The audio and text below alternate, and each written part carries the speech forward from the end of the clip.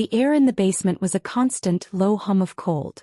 It seeped into Myra's bones, a chill that no number of blankets seemed to truly conquer. The one draped over her legs now, a thick woolen thing, smelled faintly of Lucas, a scent that was both a comfort and a torment.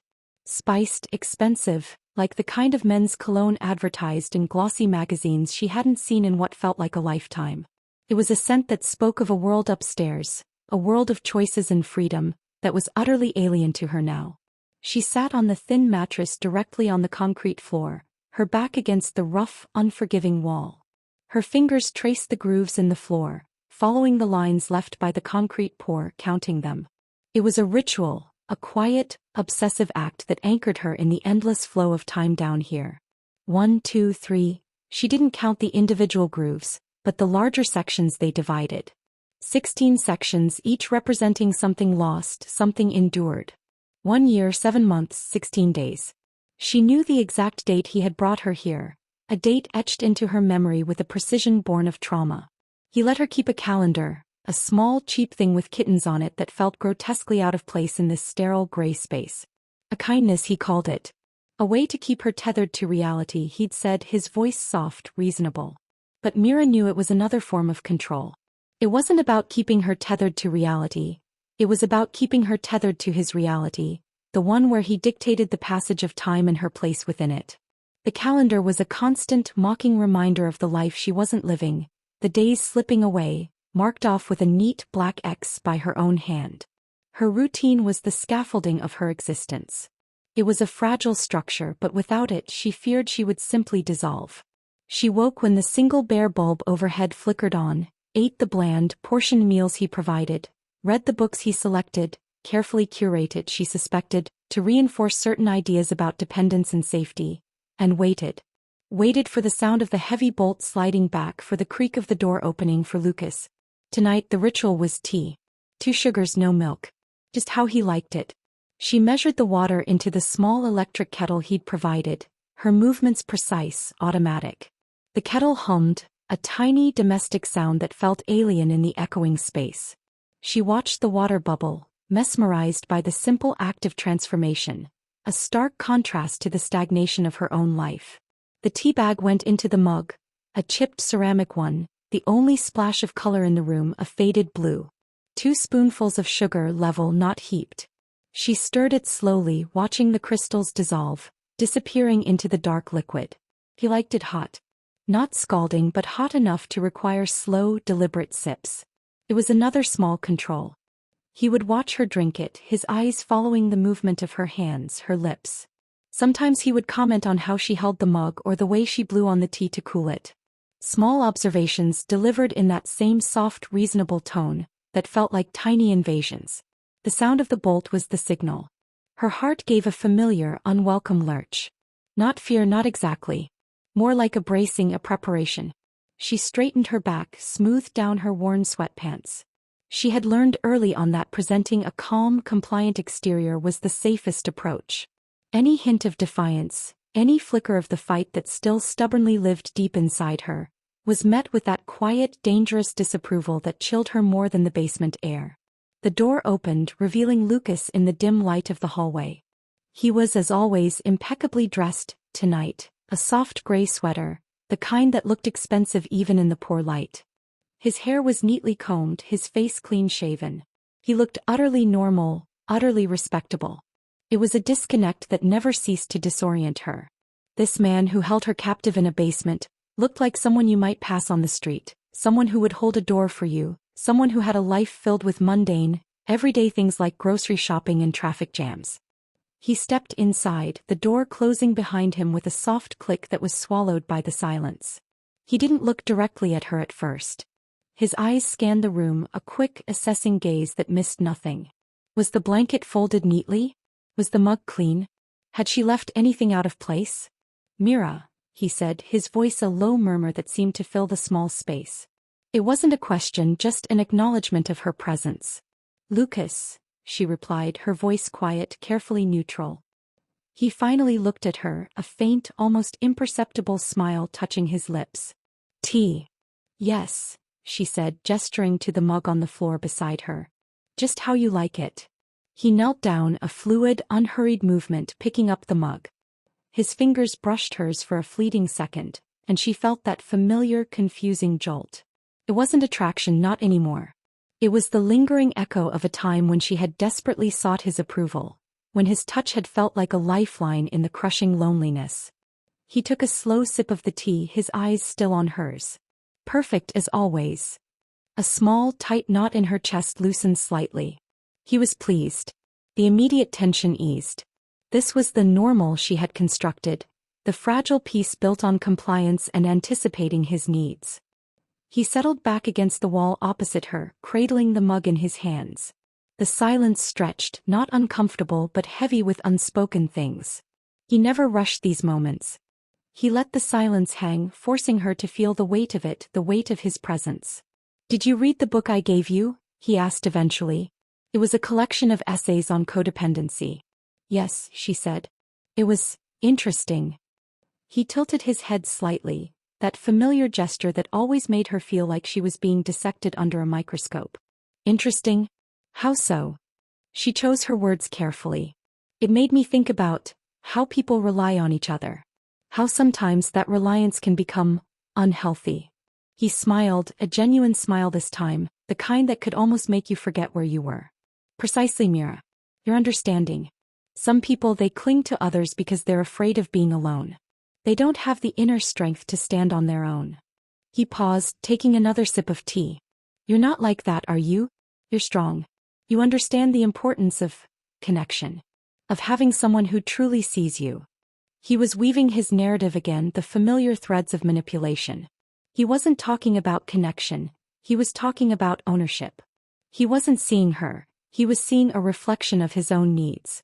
Yet a part of her, the damaged, lonely part, still craved the validation in his words. She hated how her heart gave that tiny, traitorous leap at the idea that she was special, that he saw her.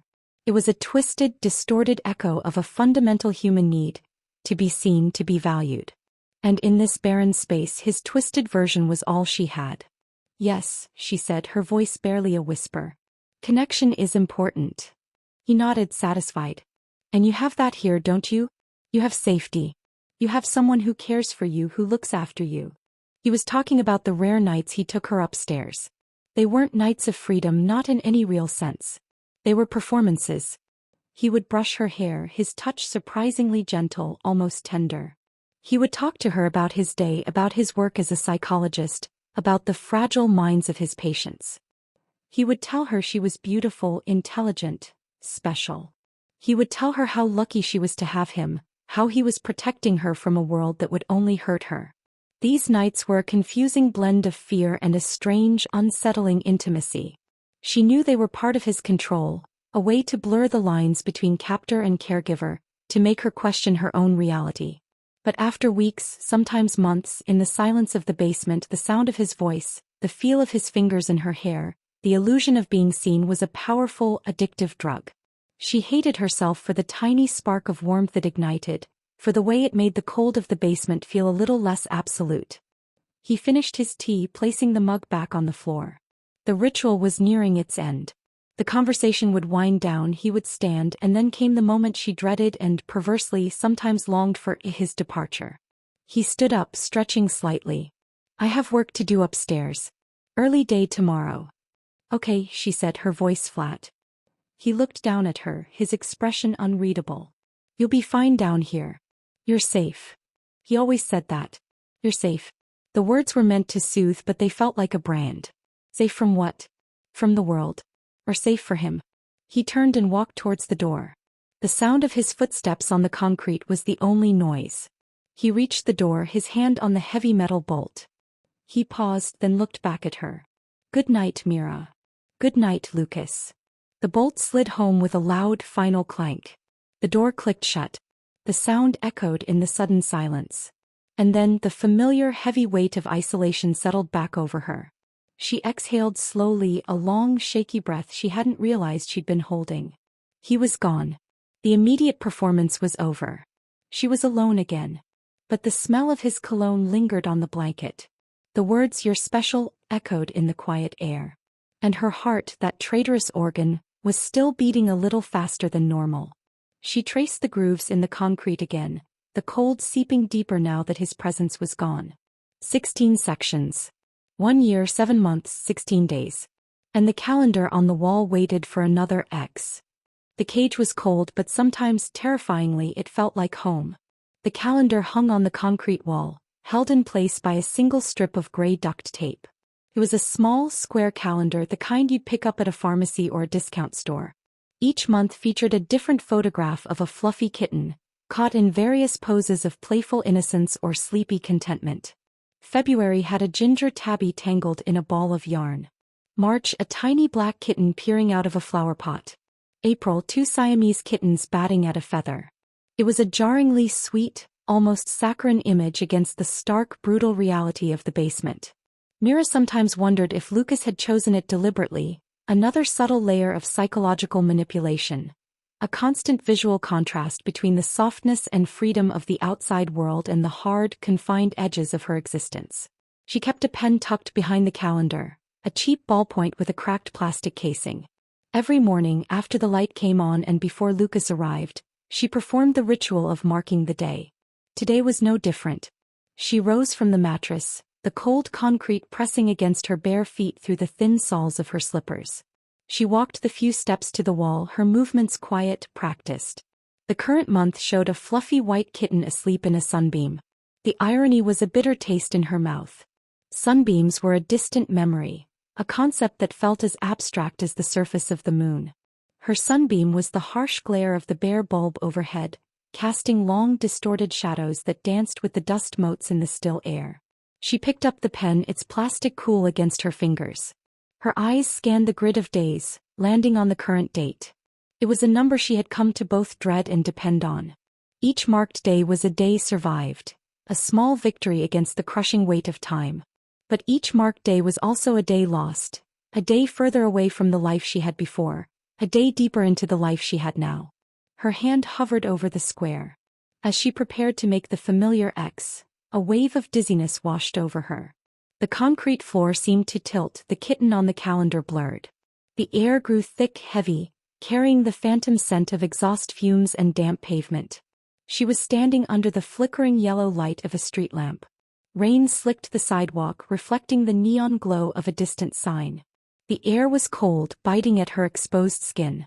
She pulled her thin jacket tighter around herself, the fabric offering little protection. The bus stop bench was hard and wet. She had missed the last bus, lost track of time at the library, buried in a book about ancient history. Now the city felt vast and indifferent, and she felt small and utterly alone. She checked her phone again. Of course. The battery had been low all day. She sighed, the sound lost in the rumble of distant traffic. She just needed to get home. Taxi was too expensive. Maybe she could walk part of the way, find a diner that was still open, call someone? But who? Her family was hours away. Her few friends were likely asleep. The loneliness was a physical ache, settling deep in her chest. That's when she saw him. He was walking towards her, slowly, deliberately, but not in a way that felt threatening. He carried an umbrella, though the rain had mostly stopped, just a fine drizzle now. He was dressed well, a dark coat, a scarf. Concerned. He stopped a few feet away, his eyes meeting hers. They were a warm brown, framed by faint lines that suggested a gentle smile. "Excuse me," he said, his voice soft, polite. "Are you all right? You look a little lost." She hesitated. Her mother had always warned her about talking to strangers. But he seemed so harmless, so genuinely concerned. And she was lost in a way. Physically, yes, but also just adrift. "Oh," she said, her voice a little shaky. "Yes, I'm fine. Just missed my bus." He nodded, his gaze sympathetic. "Happens to the best of us. Nasty night to be stuck out here." He gestured with his umbrella towards the empty street. "Are you heading far?" "Just across town," she said, gesturing vaguely. "To the university district." "Ah," he said. "I'm heading that way myself. My car's just around the corner. I could give you a lift if you like. Save you waiting in the cold." Her mind raced. A stranger's car? Oh, absolutely not. Every alarm bell she had ever heard or read about screamed danger. But the night was cold, her phone was dead, and the walk was long. And he seemed so safe. His smile was open, his eyes kind. He looked like a professor or a doctor. Respectable. And he had an umbrella. Who offering a ride to a stranger carries an umbrella if they have ill intentions? It was a ridiculous thought, but in her tired, lonely state, it felt like a sign of his harmlessness. "Oh, I couldn't," she said, but the refusal lacked conviction. "Nonsense," he said, his tone gentle. "It's no trouble at all. Really. I wouldn't want you catching a cold out here." He took a step closer, extending a hand slightly as if offering assistance. "I'm Lucas, by the way." "Mira," she replied, her hand automatically going out to shake his. His grip was firm, warm. "Nice to meet you, Mira. Come on, the car's just here." He turned and began walking, assuming she would follow. And she did. The decision felt less like a choice and more like an inevitability. She was cold, she was tired, and he was offering a simple solution. She told herself it was fine. People helped each other. It was the normal thing to do. His car was a dark sedan, clean and unremarkable. He opened the passenger door for her, a gentlemanly gesture. "Hop in. Get warm." She slid into the seat, the interior smelling faintly of leather and that same spiced, expensive cologne. It was warm inside, a welcome relief from the biting air. He got into the driver's seat, closing his door. "Where exactly are you heading?" he asked, starting the engine. She gave him the address of her apartment building. He nodded, pulling away from the curb smoothly. They made small talk. He asked about her studies, her interests. He seemed genuinely interested, listening attentively, asking follow-up questions. He told her he was a psychologist working with troubled youth. It sounded noble, compassionate. The conversation flowed easily. She started to relax. Maybe she had been overly cautious. Maybe he really was just a kind stranger offering help. They were driving through unfamiliar streets. She hadn't been paying attention to the route, caught up in the conversation. The buildings outside were older, industrial. Not the way to the university district. "Oh," she said, a flicker of unease. "I think you missed the turn back there." He didn't immediately reply. He just kept driving, his eyes fixed on the road ahead. The casual warmth had vanished from his face, replaced by a blank, unreadable expression. "Lucas," she said, her voice rising slightly. He finally spoke, his voice still soft, but with an edge she hadn't heard before. "Don't worry, Mira. We're going somewhere safe." The words sent a jolt of pure terror through her. Safe? This didn't feel safe. The car picked up speed. She looked at the door handle, her hand trembling. Should she try to open it? Yell? He seemed to sense her fear. "Just relax," he said, his tone hardening slightly. "Everything's going to be fine. You'll see." He turned onto a smaller, darker street lined with older houses. He pulled into the driveway of one of them, a large, slightly dilapidated house set back from the road. He turned off the engine. The sudden silence was deafening. "Where are we?" she asked, her voice barely a whisper. He turned to her, that faint, unsettling smile back on his face. "Home, Mira. This is home now." He got out of the car. Before she could react, the passenger door was opened and he was reaching for her. His grip was strong, unyielding. She struggled, a choked cry escaping her throat, but he was too strong. He pulled her out of the car, half carrying, half dragging her towards the back of the house. Panic clawed at her. She kicked, she twisted, she tried to scream, but he covered her mouth with his hand, muffling the sound.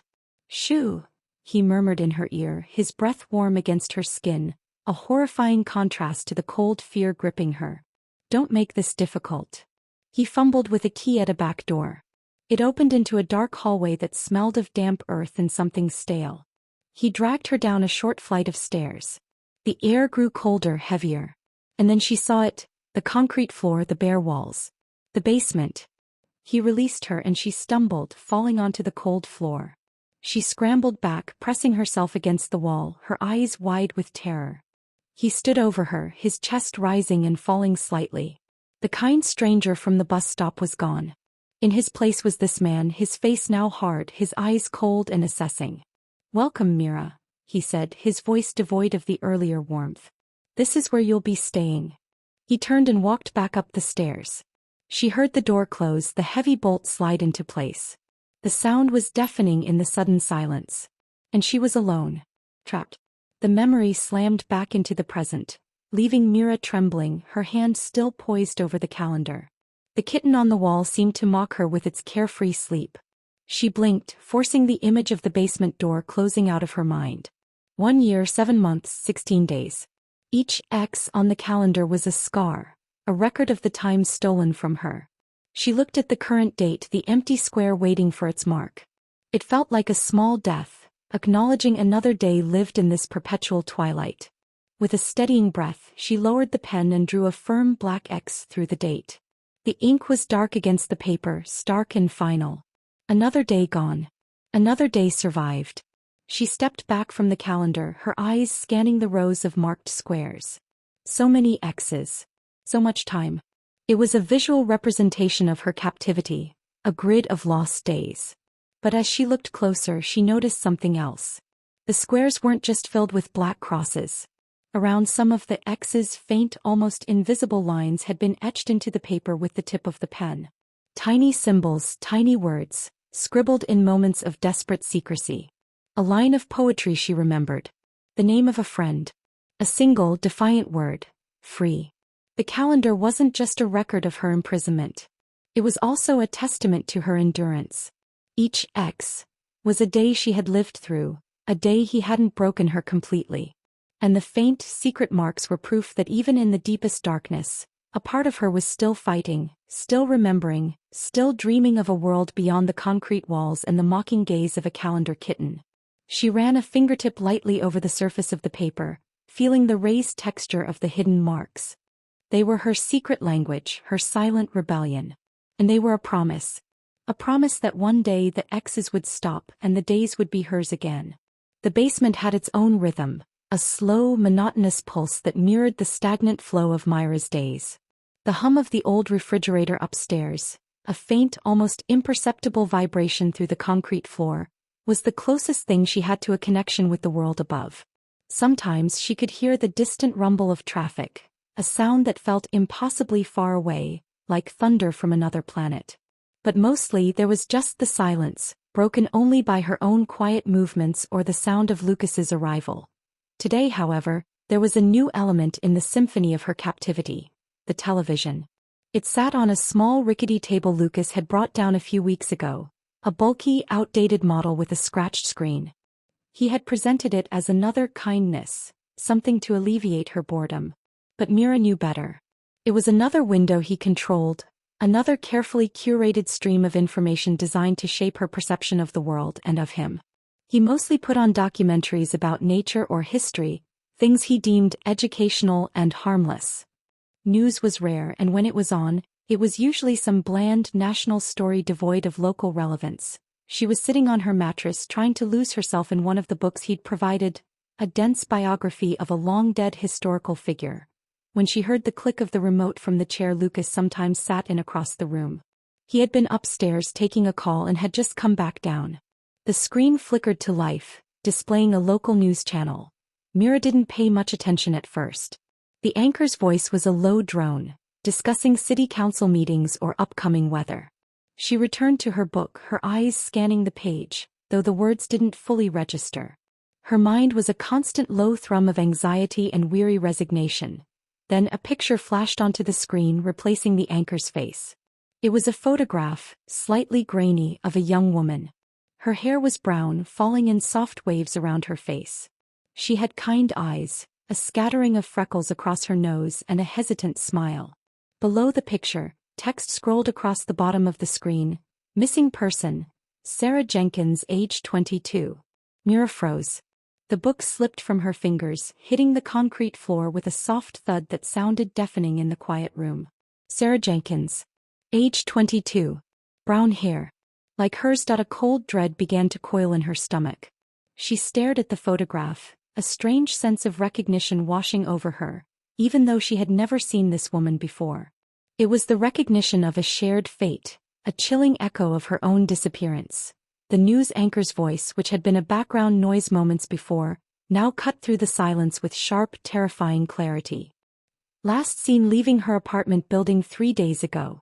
Authorities have found no leads and are asking for the public's assistance. Anyone with information regarding Sarah Jenkins' whereabouts is urged to contact the police. 3 days ago.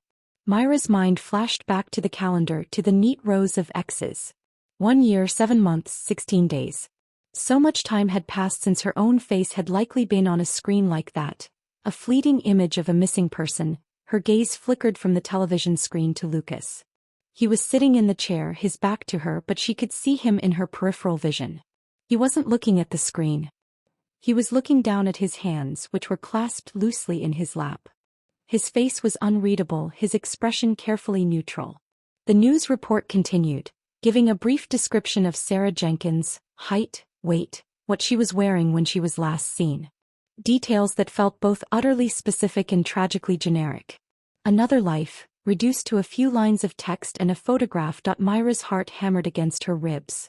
A frantic energy surged through her, a desperate need to understand, to connect the dots that were suddenly, terrifyingly beginning to align. Sarah Jenkins. Missing. Age 22. Brown hair. She wasn't the first. The thought slammed into her with the force of a physical blow. All this time, in the suffocating isolation of the basement, a part of her had clung to a desperate, irrational hope that her situation was unique. That there was some twisted personal reason for Lucas keeping her here. That maybe, just maybe, this was some elaborate, horrifying misunderstanding that could eventually be resolved. But this news report shattered that fragile illusion. Sarah Jenkins was just like her. Another missing girl. Another face on a screen. She looked at Lucas again. He still hadn't moved, still hadn't looked at the television. But as the news anchor repeated the plea for information, Mira saw it. A muscle in his jaw, just below his ear, gave a tiny, almost imperceptible flicker. A tightening. It was a small thing easily missed. But Mira had become an expert in reading Lucas's subtle cues. She had learned to interpret the slightest shift in his posture, the briefest change in his tone, the flicker in his eyes. Her survival had depended on it. And that tiny flicker in his jaw spoke volumes. It wasn't the casual indifference of someone watching a random news report. It was the controlled tension of someone who had a vested interest, someone who was affected. The news report cut to a commercial break, an abrupt shift to a cheerful jingle for a car dealership. The jarring change in tone was almost comical, a grotesque juxtaposition of everyday life and the hidden horror unfolding in the basement. Lucas reached for the remote. His movements were slow, deliberate. He didn't snatch it up. He picked it up as if he had all the time in the world. But Mira saw the tension in his shoulders, the way his fingers gripped the plastic just a little too tightly. He pointed the remote at the television and clicked it off. The screen went black, the cheerful jingle silenced mid-note. The silence in the basement rushed back in, heavier now, thicker with unspoken fear. He turned to look at her, his expression once again carefully composed. The faint, almost smile was back. Sensationalism, he said, his voice soft, dismissive. The news thrives on fear. Always looking for the next tragedy to exploit. He paused, his eyes searching hers. You don't need to fill your head with such things, Mira. It's not healthy. He was trying to dismiss it, to make it disappear with a wave of his hand and a few carefully chosen words. He was trying to control her reaction, to steer her thoughts away from the terrifying implications of what she had just seen and heard. But it was too late. The image of Sarah Jenkins' face was seared into Myra's mind. The words missing, age 22, brown hair. They echoed in the quiet of the basement, a chilling confirmation of her deepest fears. She looked like me, Mira said, her voice barely a whisper, testing the waters. Lucas's smile didn't waver, but his eyes remained cold, assessing. Many people look alike, Mira. It's a large world. But, missing, she pressed, a fragile thread of defiance weaving its way into her voice. Just like I'm missing. His gaze sharpened slightly. The air in the room seemed to grow colder. You're not missing, Mira, he said, his voice losing some of its softness. You're here. You're safe. The world out there is dangerous. People disappear all the time. Bad things happen. I'm protecting you from that. He stood up, moving with that same unhurried grace that always felt subtly threatening. He walked over to the television, running a hand over the top of the dusty screen. See? Nothing to worry about. Just the news doing what it does. He turned back to her, his expression softening slightly, adopting the familiar mask of the concerned caregiver. You've been looking a little pale lately. Are you sleeping well? He was trying to shift the focus, to pull her back into the familiar dynamic of her health and well-being being his primary concern. It was a tactic he used often, a way to reassert his control and remind her of her perceived dependence on him. But Mira couldn't shake the image of Sarah Jenkins. She couldn't unhear the words missing, age 22. The realization was a heavy weight in her chest, a cold, hard truth that had finally solidified. She wasn't special. She wasn't unique. She was one of potentially many. A pattern. A statistic. And Lucas wasn't a misguided savior or a lonely man seeking connection in a twisted way. He was a predator. A collector. The television sat dark and silent on the table, a black mirror reflecting the grim reality of the basement. The news report had been a fleeting glimpse of the world outside, a world that was looking for people like her, people like Sarah Jenkins. But it had also been a horrifying confirmation of the truth of her situation. She looked at Lucas, really looked at him, stripping away the layers of the kind stranger, the concerned caregiver, the gentle psychologist. What she saw now was something colder, something calculating. The flicker in his jaw, the carefully neutral expression, the dismissive tone. They weren't just subtle tells. They were cracks in the facade, revealing the chilling truth beneath. That he smiled at her again, that unsettling, unreadable smile. "Why don't I make us some tea? It might help you relax." The familiar ritual. The attempt to restore the normal. But the normal had been irrevocably shattered by the face of a stranger on a screen. Mira nodded, her voice flat. "Okay, Lucas." She watched him walk towards the kettle, his back to her. Her eyes lingered on his jaw, remembering the flicker. She wasn't the first. The thought resonated in the quiet of the basement, a chilling echo that would forever change the way she saw her captivity, and the man who held her there. The cage still felt like a cage, but now she knew with a terrifying certainty that it was part of a larger, more horrifying collection. And the key wasn't in understanding why he had chosen her, but in understanding the pattern, the mechanism of his control, and finding a way to break free from a system designed to keep women like her hidden and forgotten. The news report, intended by Lucas to be dismissed, had instead ignited a spark of cold, hard resolve within her. She was no longer just surviving. She was beginning to observe, to analyze, to look for the weaknesses in the structure of her prison. The days bled into weeks, marked by the steady, relentless rhythm of the calendar and the unsettling quiet of the basement. The news report about Sarah Jenkins had irrevocably altered the atmosphere. The air felt heavier, charged with a new layer of unspoken dread. Myra's compliance remained outwardly consistent. She still followed the routine, prepared his tea, read the books. But beneath the surface, a fundamental shift had occurred. The fragile illusion of her unique situation, of a twisted but perhaps ultimately harmless confinement, had been shattered. She was part of a pattern, and that chilling realization had ignited a cold, hard kernel of resolve within her. She watched Lucas more closely now, her observations sharper, less colored by the desperate need for his approval that had once held sway. She was no longer just a prisoner. She was a wary observer, gathering data. Lucas, perhaps sensing the subtle change in her, or perhaps simply following some internal schedule of his own, introduced a new element into their dynamic. He came down one evening not with a book or a meal tray, but with a small velvet box held carefully in his palm. He sat in his usual chair, the one opposite her mattress, and gestured for her to come closer. Mira hesitated for a fraction of a second, a flicker of unease passing through her. Gifts from Lucas were rare and always came with an unspoken cost, a tightening of the invisible chains that bound her. But refusing was not an option. She rose and walked the few steps towards him, stopping a respectful distance away as she had learned to do. He held out the box. It was a deep, jewel-toned blue, the kind you saw in jewelry store windows. It felt utterly out of place in the Spartan reality of the basement. Her eyes flickered from the box to his face. He was smiling, that familiar, carefully constructed smile that never quite reached his eyes. "I have something for you, Mira," he said, his voice soft, almost tender. She reached out and took the box. It was cool and smooth beneath her fingers. She held it for a moment, unsure what to do. "Open it," he prompted gently. With trembling fingers she lifted the lid. Inside, nestled on a bed of white satin, lay a locket. It was silver, simple and elegant, a small oval pendant on a delicate chain. It wasn't ornate or flashy, but it had a quiet beauty to it.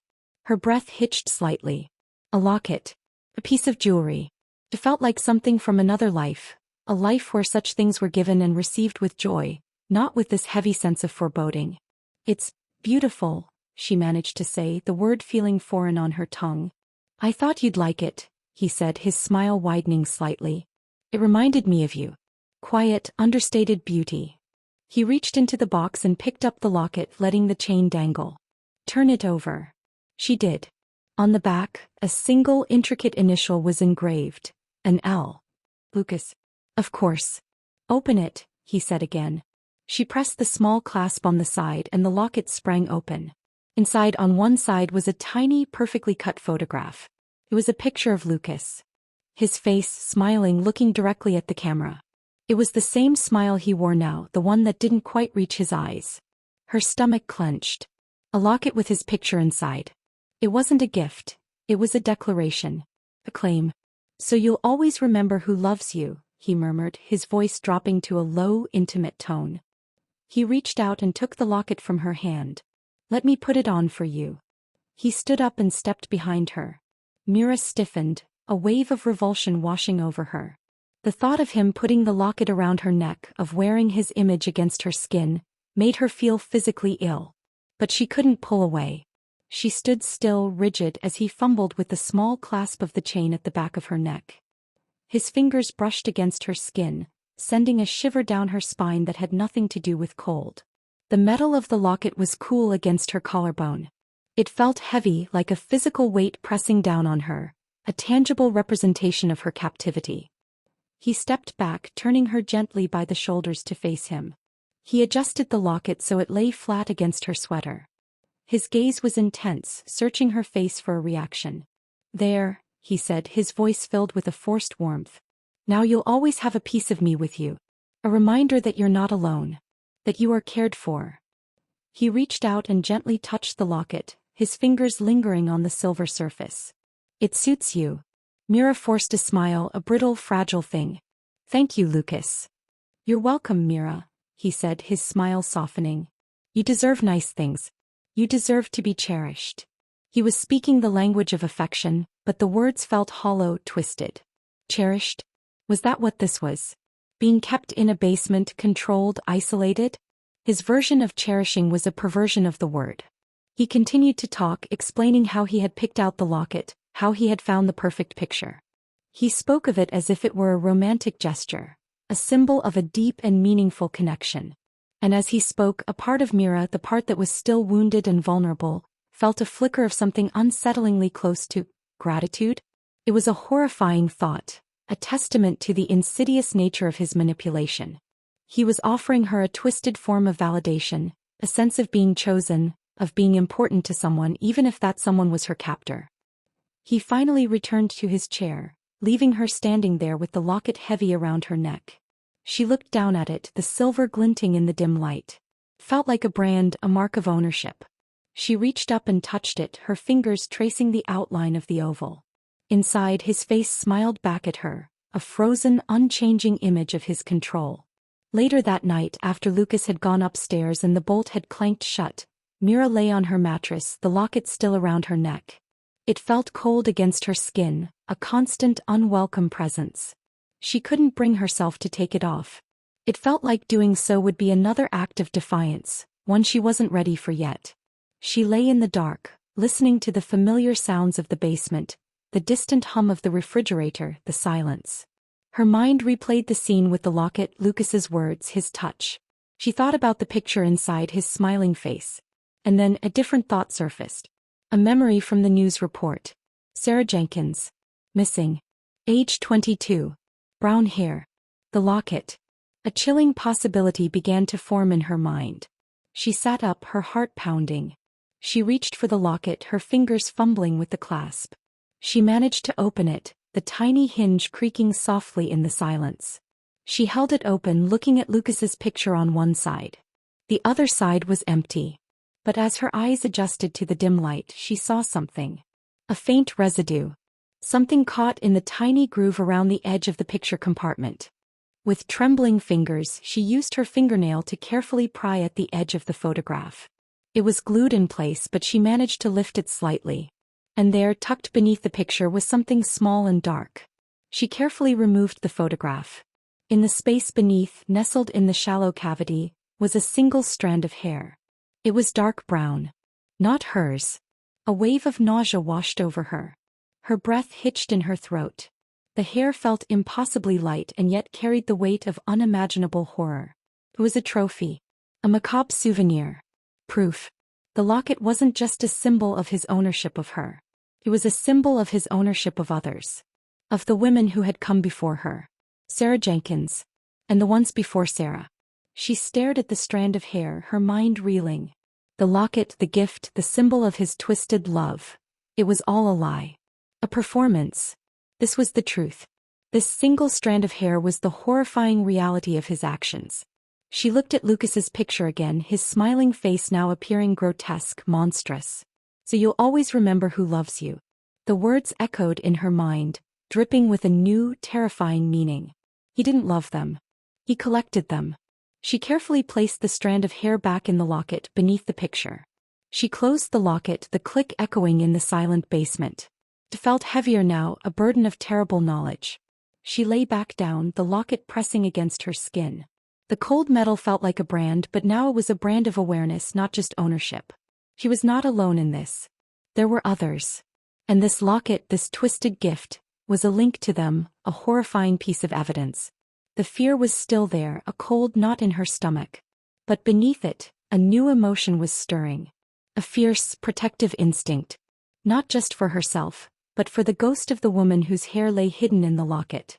And for Sarah Jenkins, whose face she had seen on the screen. The locket, meant to be a tool of his control, had become a key. A key that unlocked a deeper, more terrifying understanding of her captivity. And with that understanding came a hardening of her resolve. She would not just survive, she would find a way out. Not just for herself but for the others. The locket, the symbol of his twisted love, would become an instrument of his downfall. She would remember who loved her. Not him, but the woman she was before, the woman she was fighting to become again. And she would remember the others, the silent witnesses held captive in the silver heart of the locket. The basement was a world defined by its lack of external stimuli. Sounds from upstairs were muffled, distorted. The air was stale, unchanging. So the sharp, insistent ring of the doorbell echoing down the basement stairs was an intrusion, a sudden, jarring connection to the outside world that made Myra's heart leap into her throat. It was a sound she rarely heard. Lucas preferred to keep his interactions with the outside world contained, controlled. Deliveries were infrequent, usually left in a designated spot on the porch. A doorbell meant someone was at the door, waiting, expecting a response. She heard Lucas's footsteps overhead, moving towards the front of the house. Then the muffled sound of the door opening, voices. Lucas's low and even, another voice, higher-pitched, female, unfamiliar. Mira held her breath, straining to hear. What was happening? Who was it? After a few minutes, Lucas's footsteps returned, descending the basement stairs. He wasn't alone. The other footsteps were lighter, quicker. A woman. Mira sat up straighter on her mattress, her body tensing. A visitor? Down here? This had never happened before. Lucas always kept her existence a secret, a carefully guarded reality hidden beneath the veneer of his normal life. The basement door opened and Lucas stepped through, holding a cardboard box. Behind him, a woman followed, pausing just inside the doorway, her eyes scanning the dimly lit space. She was dressed in a uniform, a brown shirt with a logo on the sleeve, dark pants. A delivery driver. Her hair was pulled back in a messy ponytail, and she had a scattering of piercings in her ears and a small tattoo peeking out from the collar of her shirt. She looked ordinary, like someone Mira might have seen on the street grabbing coffee or rushing to a job. The sheer normalcy of her appearance was disorienting. Lucas placed the box on the floor near the stairs. Just some supplies, he said, his voice directed at the delivery woman, casual, as if this were a perfectly normal place to receive a package. The woman nodded, her gaze still lingering on the basement. Her eyes met Myra's for a fleeting second. Mira couldn't read her expression. Was it curiosity? Pity? Fear? The woman took a step further into the basement, her eyes adjusting to the dim light. She looked directly at Mira then, and Mira felt a sudden, intense vulnerability. She was acutely aware of her appearance. The worn clothes, the dark circles under her eyes, the way she was huddled on the mattress. She hadn't seen her own reflection in months, but she knew she looked like a prisoner. The delivery woman's gaze lingered on Myra's face, then dropped slightly. Mira instinctively pulled the blanket closer, trying to cover her arms. She knew there were bruises there, faint but visible, from a time Lucas had grabbed her arm a little too hard when she had hesitated to take a pill he offered. He had apologized later, of course, his voice full of concern, but the bruises remained, silent testaments to the underlying violence beneath his calm exterior.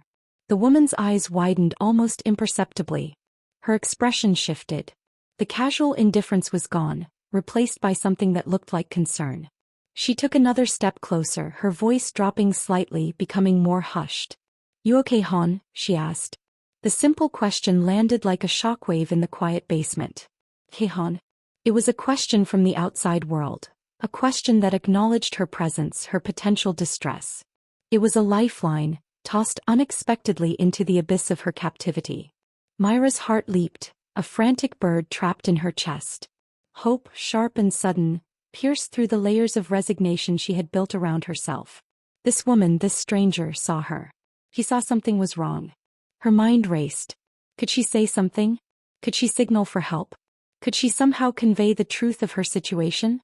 A desperate urge to scream, to beg, to somehow communicate the horror of her reality surged through her. She opened her mouth, a small, shaky breath escaping her lips. Words formed on her tongue. "Help me. I'm a prisoner." But before she could speak, before she could shatter the fragile silence with her desperate plea, she saw Lucas. He had moved to stand beside the delivery woman, his presence a quiet, imposing barrier. His arm was casually draped around her shoulders, a gesture that looked almost affectionate, possessive. He smiled at the delivery woman, a warm, open smile that Mira rarely saw directed at her. "Just helping my sister with a delivery," he said smoothly, his voice calm and reassuring. "She gets a little nervous in basements." "Sister?" "Naomi." The name from the character profile. Lucas's sister. The false ally. The delivery woman, Naomi, laughed, a short, nervous sound. "Yeah, basements give me the creeps," she said, her voice a little too loud, a little too bright. She shifted slightly under Lucas's arm. And then Mira saw it. As Naomi turned her head to look up at Lucas, her eyes met his. And in that brief, almost imperceptible exchange, Naomi's expression changed. The concern in her eyes vanished, replaced by something else. A flicker of understanding, a shared secret. And then Naomi winked. It was a quick, subtle movement of her eyelid, almost missed. But Mira saw it. It wasn't a friendly wink, not a casual acknowledgement. It was a conspiratorial wink. A wink that said, "I know what's going on. And I'm in on it." The hope that had surged through Mira moments before crashed and shattered, leaving behind a cold, hollow ache. The lifeline was a fake. The concern was a performance. Naomi wasn't a potential rescuer. She was an accomplice. The bruises. Naomi had seen the bruises. And her question, "You okay, Han?" It wasn't a genuine inquiry about Myra's well-being. It was a test.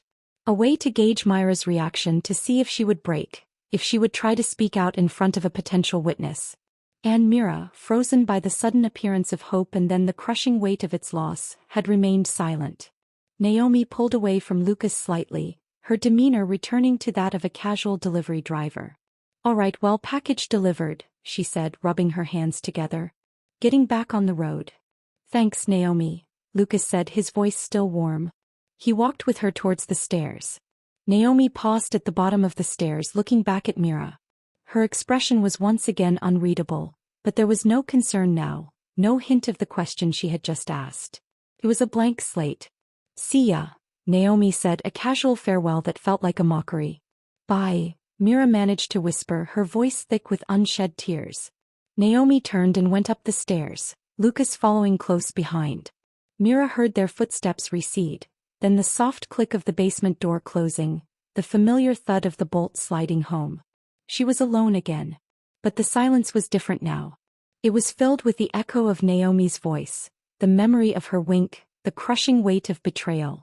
The outside world, which had seemed so close just moments ago, felt even further away now, tainted by the knowledge that someone from that world was complicit in her captivity. Naomi wasn't just a delivery woman, she was a part of the cage. She was another layer of the deception, another person who knew about the basement, about Mira, and chose to participate in her confinement. The thought was a bitter pill to swallow. It made the world outside feel less like a place of potential rescue and more like a place where people like Lucas and Naomi existed, hidden in plain sight. Mira reached up and touched the locket around her neck. The cold metal felt heavier than ever. It wasn't just a symbol of Lucas's control.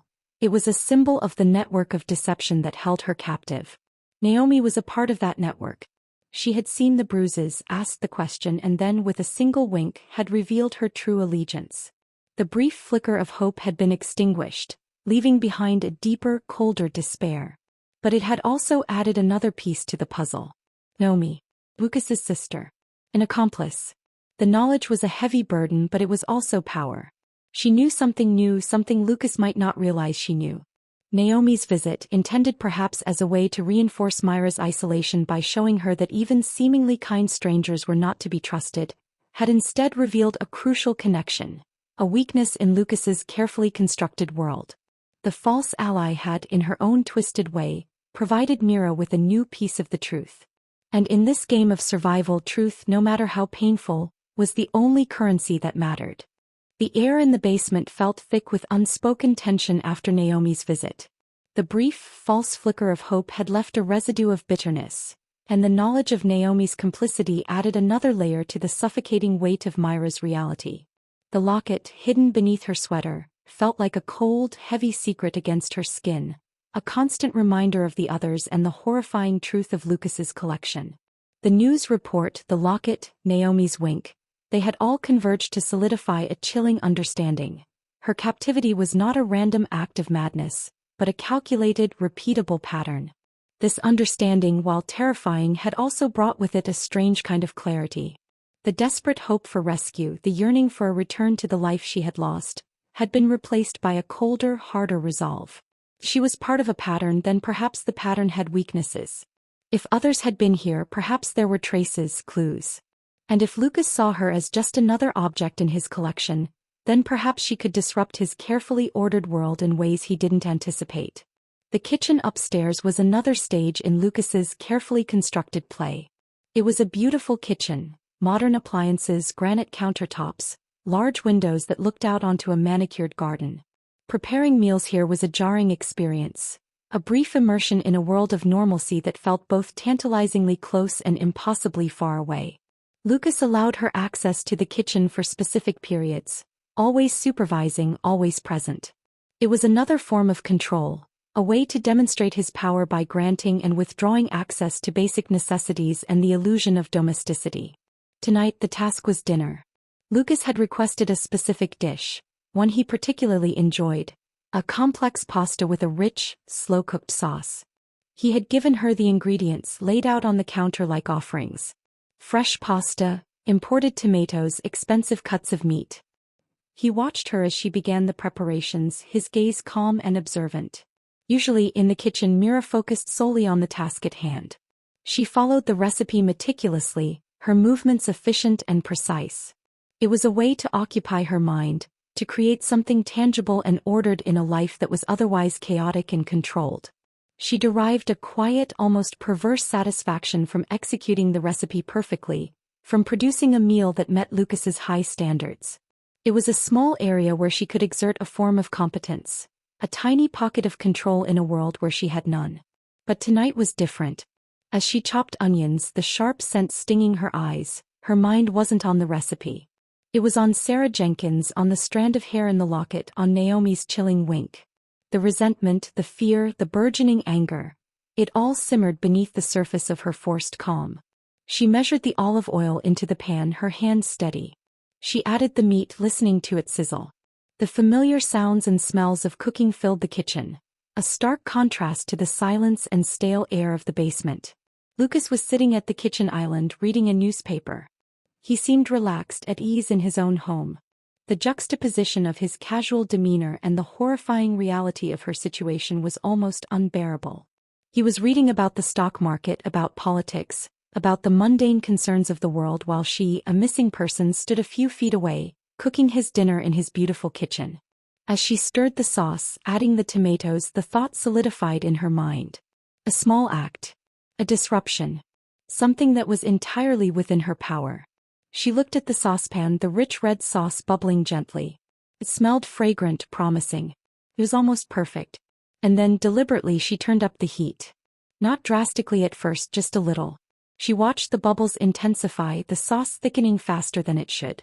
Lucas didn't look up from his newspaper. She stirred it again, the spoon scraping against the bottom of the pan. The heat was higher now. She could smell it. The faint, almost imperceptible scent of something beginning to catch, to burn. Her heart hammered in her chest. This was a risk. A small one perhaps, but a risk nonetheless. What would he do? Would he notice? Would he be angry? His anger was rarely loud or explosive, but it was potent, chilling in its quiet intensity. She added the cooked meat to the sauce, stirring it in. The smell of burning was more distinct now, an acrid undertone beneath the rich aroma of the tomatoes and herbs. She didn't turn the heat down. She kept stirring, watching the edges of the sauce darken, cling to the bottom of the pan. Lucas finally lowered his newspaper. His eyes, calm moments before, narrowed slightly. He sniffed the air.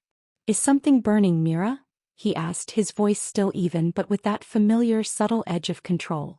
Mira didn't immediately reply. She kept stirring, her gaze fixed on the sauce. The bottom was definitely burning now, a thin layer of blackened, caramelized sauce sticking to the pan. "A little," she said, her voice quiet, carefully neutral. He got up from the island and walked over to the stove. He stood beside her, looking down at the saucepan. He didn't say anything for a moment. He just watched the sauce, watched her. The silence stretched, thick with tension. Mira could feel his gaze on her, a physical weight. She didn't look at him. She kept stirring, the spoon scraping against the burnt bottom of the pan. He reached out and took the spoon from her hand. His fingers brushed hers, and this time there was no confusing jolt, only a cold sense of defiance. He stirred the sauce himself, his movements slow and deliberate. He lifted the spoon, examining the dark, burnt residue clinging to it. He looked at her then, his eyes cold and assessing. The carefully constructed mask of warmth had slipped, revealing the hard, calculating man beneath. "You turned up the heat," he stated, his voice low, devoid of emotion. It wasn't a question. Mira met his gaze, her heart pounding, but a strange sense of calm settling over her. This was it. The moment of confrontation. "Yes," she said, her voice steady, stronger than she expected. He didn't immediately react. He just looked at her, his expression unreadable. The air crackled with unspoken questions, with the weight of his expectation and her unexpected defiance. "Why?" he asked finally, the single word hanging in the air. "Why?" The reasons flooded her mind. Sarah Jenkins, the locket, Naomi's betrayal, the endless, suffocating days in the basement, the stolen life. But she couldn't articulate any of that. Not yet. She didn't have a clever answer, a strategic explanation. She had only the raw, simmering resentment that had finally boiled over, manifesting in this small, destructive act. "I don't know," she said, and the lie felt strangely liberating. She did know, but she wouldn't give him the satisfaction of understanding her motives, of being able to analyze and dissect her rebellion. He continued to look at her, searching her face. She didn't flinch, didn't look away. She held his gaze, a silent battle of wills. He sighed, a soft, weary sound that felt performative. He shook his head slightly. Mira, what am I going to do with you?" He wasn't asking for an answer. It was a rhetorical question, a way to frame her defiance as a problem he had to solve, a burden she had placed upon him. He turned back to the stove, his attention returning to the ruined sauce. He scraped the burnt parts from the bottom of the pan, his movements precise and efficient. He didn't raise his voice, didn't lash out. His control was absolute, even in the face of her deliberate sabotage. His silence was worse than yelling. It was a form of punishment, a way to make her feel the weight of her transgression without him having to exert overt force. It forced her to confront the consequences of her actions in the vacuum of his disapproval. He turned off the heat. The smell of burning lingered in the air. The dinner was ruined. He didn't say anything about making something else. He didn't scold her or express anger. He simply cleaned the pan, his back to her, the silence stretching between them, heavy and oppressive. Mira stood there watching him, a strange mix of fear and exhilaration coursing through her veins. She had done it. She had deliberately disobeyed him. She had disrupted his routine, ruined his dinner. It was a small thing, a seemingly insignificant act in the grand scheme of her captivity. But it felt enormous. It felt like she had clawed back a tiny piece of herself, a sliver of agency in a world designed to strip her of it entirely. He finished cleaning the pan and placed it neatly on the counter. He turned to face her, his expression once again carefully neutral. "We'll have something simpler tonight," he said, his voice calm. He didn't mention the burnt sauce again. He didn't demand an apology. And Mira, standing there amidst the lingering smell of smoke, didn't offer one. She didn't apologize for ruining his dinner. She didn't apologize for her defiance. The words were right there on the tip of her tongue, the automatic response ingrained by months of conditioning. But she held them back. She swallowed them down, letting the silence speak for her. Not apologizing felt like another act of rebellion, a quiet refusal to conform to the submissive role he had assigned her. It was a small victory, a silent assertion of her will. Lucas looked at her for a long moment, his eyes searching her face. Perhaps he was waiting for the apology. Perhaps he was assessing the depth of her defiance. Mira didn't know. She just stood there meeting his gaze, her face expressionless. Finally he turned away. "Come," he said, his voice flat. "Let's find something else to eat."